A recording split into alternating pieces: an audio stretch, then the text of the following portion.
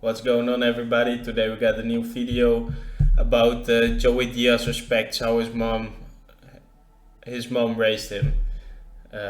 He's talking with Theo Fon, so it's going to be a funny video, I guess. And yeah, if you like this video, leave a like, comment, subscribe, do whatever the fuck you want. And without further ado, let's get into this video. My mother was a bookmaker, so she worked with men. And I used to admire how my mother walked into a room and the respect she got from men. Wow. It wasn't a respect that she got because she had big tits, because she laid the law down in that room. Yeah.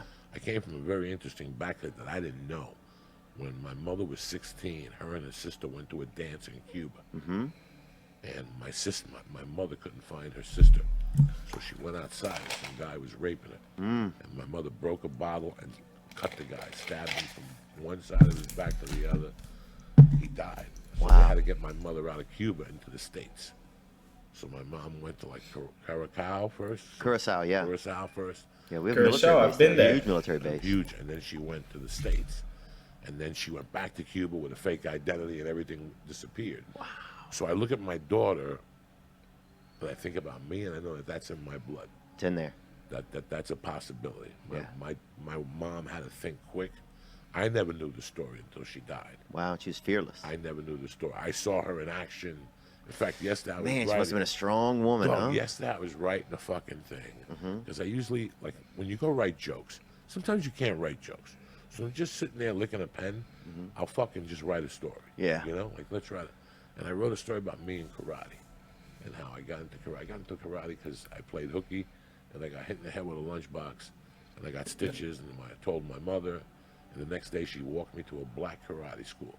All black. Black people doing karate? Oh, yeah. No way. 1969, 68, New York City. How's that not a As a documentary? matter of fact, you know Laranja Orange? God. This guy's one of Eddie's black belts. Wow. He has a show, the Laranja. He's a black dude, but he makes believe he's Brazilian. And he That insults capoeira everybody. boy, yeah, huh? he insults everybody. His father was my first black belt.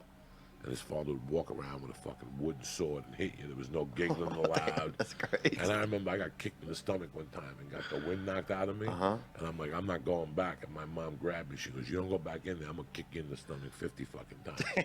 Take it back in there. That's no big deal. You got kicked one time. He would make you run on the streets with your gi on, barefoot, in 1968. So you would be running past all your friends, and then the next day you go to school and your friends like, hey, karate man, Yeah. come on, show us some karate and shit. So then you'd be put on the spot, kind of. You kind of had to On the respect spot. your art. It was You had to fucking show your art to crazy. your friends, and you had to then you decide for yourself: do I respect my art? Am I going to show it, or what am I going to do in this moment? That's why I love the martial arts so much, because at that time I was so fucked up, but they brought me into something. And I used to get bullied by this kid, Rudy the Haitian. He was a Haitian kid. Yeah, on the Haitians block. can be wild, man. It's risky. It's 50-50 shot every time with a And Haitian. this is the 60s in New York. I don't even know what a Haitian is. Yeah. But the whole neighborhood called him Rudy the Haitian. And he was about my age. And he would beat me up like once a month or whatever. And one day I got the karate down. I lit this motherfucker up, Jack. I lit him up with kicks. Some fucking double Oh, dragon, yeah. huh? I got him with like 20 kicks to the stomach and shit. And then the next time I fought him, his father came downstairs and grabbed my arms and pinned me and let him hit me. And then his father took me It's upstairs. a cheat code. And my mother would wake up in the mornings, take me to school, but my mom would have a bar, so she wouldn't go to bed till 4 in the morning. So she would do all this shit and then come home and take an afternoon nap. And this one particular day, he came upstairs, knocked on my mom's door, which, big mistake. Yeah. My mom opened the door like, what's going on? He's like, the next time your son hits my son, I'm going to hit him and I'm going to hit you. And my mom got a fucking kitchen knife and chased him up the stairs. I was like 5. Damn. I was like, Oh my "Nah, God." Mom's gonna get there." And also my mom came down holding a knife. Said, that motherfucker will never fuck with you again. And we went inside. But the lady next door had seen everything that went down in the apartment. Everybody on Yeah. the floor. But it was the 70s. There was no camera, and Americans shut their fucking mouth. There was no Right. rats. You were not allowed to talk to the police. You were raised not to talk to the police. Yeah. And I'll never forget, like 10 minutes later, the cops knocked on the door and they had my mom in the hallway. They turned her around. They were about to arrest her. He kept saying that my mother had a knife, and the little old lady came out with fucking, what do you call those things? Knitting and probably knitting a Rosary. cross or something. Rosary. Yeah. Rosary beads. Oh, yeah. And she goes, I saw the whole thing. She didn't have a knife. And that was it. She had a spoon. She was stirring coffee. Isn't that right? And my mom goes, yeah, see, in Spanish. And the cops were like, all right, let it go. And my mom was telling Rudy's father in Spanish that "Wa matali, hijo de puta," all this shit. And a week later, Rudy's family moved from the building. We never saw the Haitians again. Wow. That's Crazy. Now, with your mom being so tough, was it like, was it tough to feel like affection from her? Because sometimes, like, my mom's a hard worker, right? My mom delivered, you know, she's a delivery woman. You know, she delivered newspapers when I was a kid. She delivers magazines now. She's always had a fucking van, you know. Now she's got her husband. He has Alzheimer's. She don't even know he's in the van. He's with her every day, just fucking bouncing around in the fucking passenger seat. She had to get a fucking second seatbelt installed for him because he fucking would kind of he's getting little. He would slip out of the fucking first one. Now she's got him just basically in a fucking straitjacket, just bouncing around. He has no clue where he is. Just delivering fucking news on wheels every day, you know. I think he's about 90, you know. Your mom still does this? Mom still does it, dude. And here's the worst part, bro. She got a good deal on this van, right? My mom likes a good deal, and she got a good deal on this van. It has none of the side or back windows, bro. So What the fuck, man? her fucking GPS is the Lord, bro. So she just fucking bouncing around. He's got him in the thing. But she's out there delivering all these things, man, and she won't not work, you know. Like I could tell her, like, look, I give her some money every month, but she wouldn't have anything else to do. You know, it's like her identity. But then for me, it was hard to for me, that kind of mom was hard to connect with, you know, because that she just had, you know, for me, I looked at my mom as like the mom and the dad. I didn't realize it when I was a kid. But, you know, do you find it was tough to like have an emotional, like a mother-son connection when your mom is like has to be such a bravado, you know what I'm saying, kind of?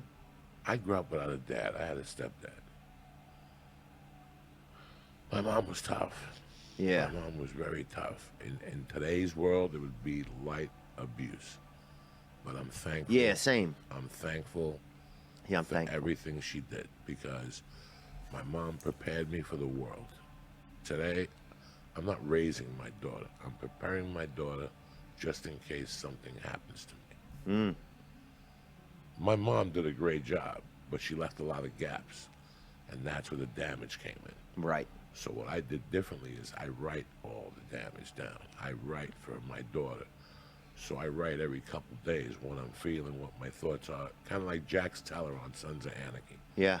So if something does happen to you, she knows what's going on. she has all the fucking answers. She'll she'll know the truth. You know, I don't tell my daughter I'm a comedian. I don't show her, because if not, she's going to want to be a fucking comic in front of the stage. Right. Don't tell them. I don't even, like the pre-K teacher the other day said, have your daddy help you write it, but it's got to be clean.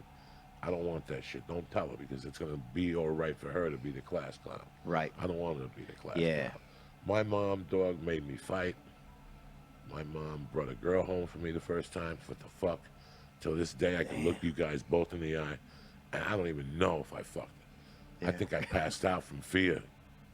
Oh my Hope you God. enjoyed that video, and you can watch another. Very interesting. Let me do 20 push-ups fail. 1, 2, 3, 4, 5, 6, 7, 8, 9, 12, 13, 14, 20. That's going to be the end of the video. If you like this video, leave a like, comment, subscribe. And yeah, hope to see you all next time. Thank you for watching.